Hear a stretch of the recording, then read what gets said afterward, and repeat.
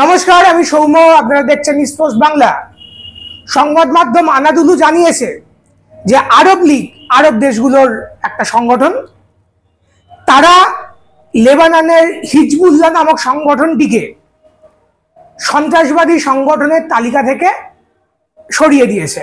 অর্থাৎ আরব লীগ আর মনে করে না যে হিজবুল্লাহ একটি সন্ত্রাসবাদী সংগঠন। আরব লীগের সহকারী সাধারণ সম্পাদক হোসাম জাকি তিনি শনিবার এই ঘোষণা দেন।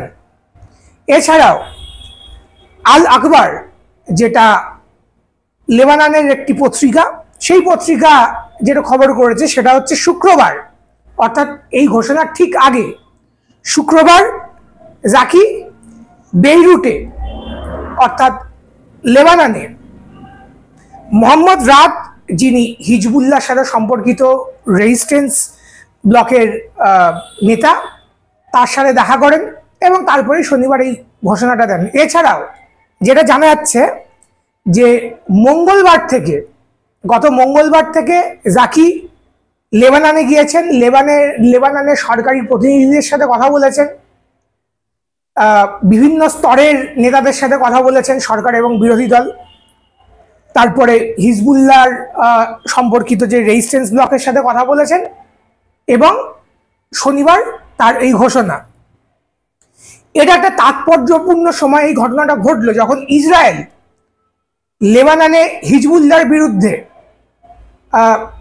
ব্যাপক আকারে যুদ্ধের প্রস্তুতি নিচ্ছে এবং ইসরায়েল হুমকি দিয়েছে যে তারা লেবাননকে একদম প্রস্তর যুগে ফিরিয়ে নিয়ে যাবে, স্টোন এজে ফিরিয়ে নিয়ে যাবে, অর্থাৎ পুরোপুরিভাবে লেবানন দেশটাকেই গুঁড়িয়ে দেবে, ধ্বংস করে দেবে। ঠিক এরকম একটা সময় আরব লীগ মার্কিন যুক্তরাষ্ট্র ঘনিষ্ঠ বলে পরিচিত ছিল, যে আরব লীগ শুধুমাত্র মৌখিক প্রতিশ্রুতি বা মৌখিক প্রতিবাদ ছাড়া প্যালেস্তাইন ইসরায়েল সংঘাতে খুব বেশি কোনো জোরদার পদক্ষেপ গ্রহণ করে না বা করতে দেখা যায়নি। সেই আরব লীগ যখন ইসরায়েলের অন্যতম প্রধান শত্রু, যার সাথে ইসরায়েল 2006 সালে একবার লড়েছে এবং সেই লড়াইয়ে যারা হিজবুল্লাহ সমর্থক, যারা ইসরায়েল বিরোধী, তারা মনে করে যে হিজবুল্লাহ জিতেছিল, কিন্তু যারা মার্কিন যুক্তরাষ্ট্র বা ইসরায়েল সমর্থক তারা মনে করেন না, সেই যুদ্ধটা ড্র হয়েছিল, সমান সমান হয়েছিল। সুতরাং বোঝাই যাচ্ছে ইসরায়েল বা মার্কিন যুক্তরাষ্ট্র যদি কোনো যুদ্ধকে ড্র বলে তাহলে বুঝতে হবে তাহলে সেই যুদ্ধে তাদের প্রচুর পরিমাণে ক্ষতি হয়েছিল, হিজবুল্লাহর এই ক্ষতি করার ক্ষমতা আছে। এরকম একটা সময় আরব লীগের হিজবুল্লাহর ওপর থেকে এই সন্ত্রাসবাদী তকমা প্রত্যাহার করে নেওয়া, এটা কোথাও একটা নতুন ভূ রাজনৈতিক অঙ্কের সম্ভাবনা নির্দেশ করছে কিনা, এটা কিন্তু অত্যন্ত একটা গুরুত্বপূর্ণ ভাববার বিষয়। এরপরে কি এই যে হিজবুল্লাহর উপর থেকে যে তকমা প্রত্যাহার করা হলো সন্ত্রাসবাদের, এরপরে কি এই যুদ্ধ যদি লাগে, যে যুদ্ধের প্রস্তুতি ইতিমধ্যে শুরু হয়ে গেছে, তাহলে কি আরব লীগ হিজবুল্লাহকে সমর্থন করবে, তাকে সাহায্য করবে? এটা কিন্তু একটা প্রশ্ন আসছে। যদি সেটা হয় তাহলে ইসরায়েল কিন্তু প্রচণ্ড পরিমাণে চাপে পড়বে এবং মার্কিন যুক্তরাষ্ট্রের মান সম্মান আরও একবার ভুলুণ্ঠিত হবে, কারণ এই আরব লীগ কিন্তু মার্কিন ঘনিষ্ঠ হিসেবে পরিচিত ছিল। অন্যদিকে যেটা জানা যাচ্ছে যে এই গাজাকে কেন্দ্র করে যে গণহত্যা চলছে, ইউনাইটেড নেশনস যাকে গণহত্যা বলছে, দখলদারিত্ব বলছে, তার মধ্যেই ইসরায়েলের সরকার ঠিক করেছে 5টি অঞ্চল, যেখানে প্যালেস্তাইনের অঞ্চল, যেখানে ইসরায়েলিরা অবৈধভাবে বসতি স্থাপন করেছিল জোর করে দখল করে, সেগুলোকে তারা বৈধ হিসাবে ঘোষণা করবে। দর্শকদের জানিয়ে রাখি যে 1993-এ ইসরায়েল এবং প্যালেস্তাইনের মধ্যে একটা অসলো অ্যাকর্ড সই হয়, অসলো চুক্তি সই হয়।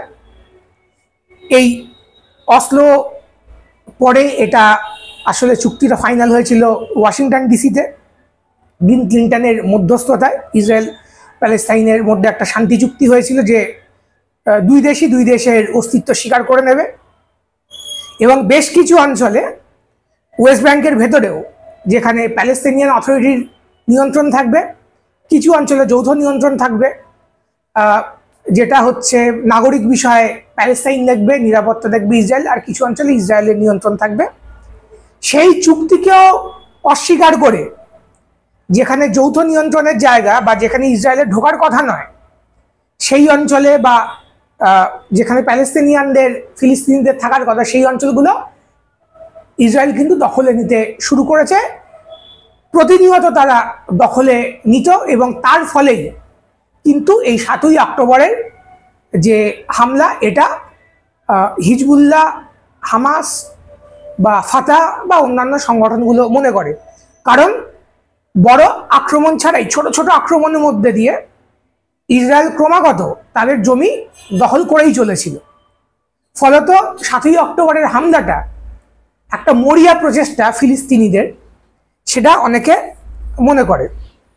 তো এর মধ্যেই এই যে বেআইনিভাবে দখল করা, অর্থাৎ অসলো চুক্তি অস্বীকার করে ইসরায়েলের যে দখল করা ভূমিগুলো, সেরকম 5টা জায়গাকে আইনি স্বীকৃতি দিচ্ছে ইসরায়েল। শুধু তাই নয়, গত মার্চ মাসে 800 হেক্টর জমিকে, যেটা ফিলিস্তিনের জমি ইসরায়েল দখল করে নিয়েছিল ধীরে ওয়েস্ট ব্যাংকে, এটা কিন্তু গাজায় না, ওয়েস্ট ব্যাংকে, সেটাকেও ইসরায়েল স্বীকৃতি দিয়েছিল।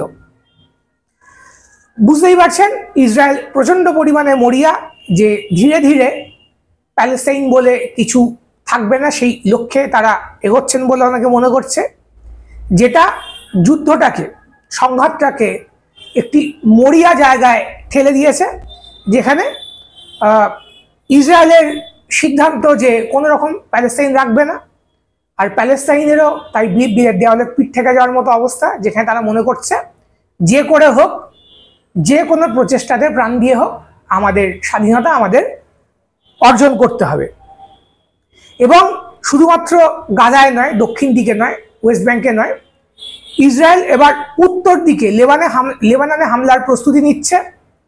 উত্তর ইসরায়েলে, বা যেটা ফিলিস্তিনিরা মনে করে দখলীকৃত ফিলিস্তিন, সেখানে হাসপাতালগুলোকে যুদ্ধের জন্য প্রস্তুত করা হচ্ছে। ভূগর্ভে হসপিটালের বন্দোবস্ত করা হচ্ছে এবং এর মধ্যে মার্কিন জাহাজ পৌঁছেছে লেবানন থেকে মার্কিন নাগরিকদেরকে সরিয়ে নেওয়ার জন্য। এছাড়াও আজকে সৌদি আরব, জার্মানি, তারা কিন্তু তার নাগরিকদেরকে লেবানন থেকে সরে যেতে বলেছে।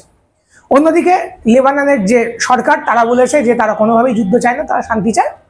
কিন্তু সংগঠন হিসাবে হিজবুল্লাহ এবং তার সামরিক বাহিনী, সে গাজায় এই ইসরায়েলি হামলার প্রতিবাদে ইসরায়েলের রকেট হামলা অব্যাহত রেখেছে। এবং ইসরায়েল যখন লেবাননের হিজবুল্লাহর বিরুদ্ধে যুদ্ধ করতে যাচ্ছে, তখন মার্কিন যুক্তরাষ্ট্র কিন্তু বলেছে তার সাথে তারা থাকবে না, অর্থাৎ ইসরায়েলের সাথে তাদের পক্ষে থাকা মুশকিল। তার অন্যতম একটা কারণ হচ্ছে হিজবুল্লাহ এবং হামাসের মধ্যে একটা বড় পার্থক্য আছে। হামাস মূলত যেখানে আছে সেটা গাজা। গাজার একদিকে হচ্ছে ভূমধ্যসাগর, যে ভূমধ্যসাগর ইসরায়েলি নৌসেনার নজরদারিতে। একটা ছোট্ট করিডর আছে যে দিকটা হচ্ছে মিশর, সেই রাফা সীমান্তও ইসরায়েলের নজরদারিতে। আর বাকি পুরোটাই ইসরায়েল দিয়ে ঘেরা, গাজা স্ট্রিপটা ইসরায়েল দিয়ে ঘেরা। সেখানে বড় উঁচু পাঁচিল আছে, কাঁটাতার আছে, সিসিটিভি আছে এবং নজরদারির যাবতীয় রকম ব্যবস্থা আছে। তার মধ্যে থেকেই হামাসকে টানেল কেটে অদ্ভুত কোনো, মানে ম্যাজিক বলা ভালো, কারণ ম্যাজিকের পেছনেও বিজ্ঞানী থাকে, এটা কোনো অলৌকিক ব্যাপার না, কিন্তু ম্যাজিক একটা আশ্চর্য জিনিস যেটা কেউ বুঝতে পারে না। সেরকমই ম্যাজিক করে হামাস তার মধ্যেই অস্ত্র জোগাড় করেছে, অস্ত্র বানিয়েছে। সেই হামাস ইসরায়েলের মতো একটা শক্তিশালী রাষ্ট্রের বিরুদ্ধে এতদিন লড়ছে, এটাই সমর বিজ্ঞান নিয়ে যারা গবেষণা করে তাদের কাছে একটা আশ্চর্যের বিষয়। এই রকম অসম লড়াই কিভাবে এখনো চলছে। কিন্তু হিজবুল্লাহর ক্ষেত্রে কিন্তু সেটা নয়। হিজবুল্লাহর সাথে সরাসরি বর্ডার আছে, সীমানা আছে একটি বন্ধু রাষ্ট্রের। লেবাননের সাথে সরাসরি সীমানা আছে সিরিয়ার, যে সিরিয়াতে বাশার আল আসাদ সরকার সোভিয়েত রাশিয়ার সময় থেকে প্যালেস্তাইনের আন্দোলনকে সমর্থন করে। প্যালেস্তাইনের যে বাম গেরিলারা পিএলএফপি, ডিএফএলপি, তাদের অফিস হেডকোয়ার্টার কিন্তু এই লেবাননে, লেবানন এবং তারপরে সিরিয়া, মূলত তারা সিরিয়া থেকে অপারেট করে। এবং বাশার আল আসাদ সরকার একটি ইসলামিক দেশ হলো, সেটা সেকুলার দেশ এবং তারা বাদ সোশ্যালিজম বলে। তারা সরাসরি একটি বন্ধু রাষ্ট্র এবং তারা সমর্থন সহযোগিতা জানায়। এবং হিজবুল্লাহর সেনা তারা কিন্তু বাশার আল আসাদকে উচ্ছেদ করার জন্য মার্কিন যুক্তরাষ্ট্র যখন আইসিসকে তৈরি করলো, আপনারা জানেন যে জুলিয়ান অ্যাসেঞ্জ তার যে তদন্ত, তার যে ফাইন্ডিংস, তাদের এটা দেখা যাচ্ছে আইসিস আসলেই মার্কিন যুক্তরাষ্ট্রের তৈরি।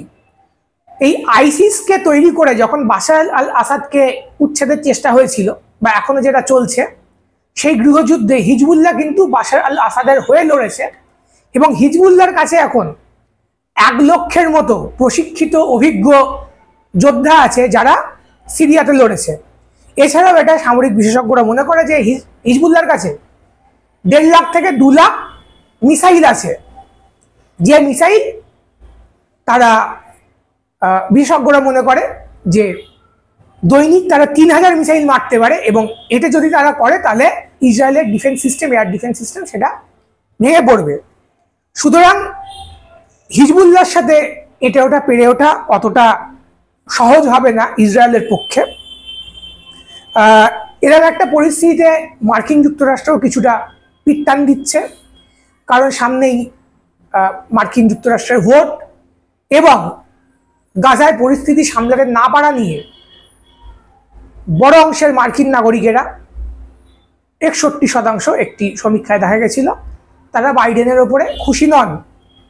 সুতরাং যে মুসলিম ভোটাররা, যে প্রগতিশীল ভোটাররা, যারা জো বাইডেনকে ভোট দিত ডোনাল্ড ট্রাম্পের ভয়, তারা হয়তো এবার জো বাইডেনকে শাস্তি দেওয়ার জন্য ডোনাল্ড ট্রাম্পকে ভোট করবেন, এটা একটা আশঙ্কা থাকে। সুতরাং মার্কিন যুক্তরাষ্ট্র চাইছে না যে লেবাননে হিজবুল্লাহর বিরুদ্ধে ইসরায়েলের যুদ্ধ লাগুক।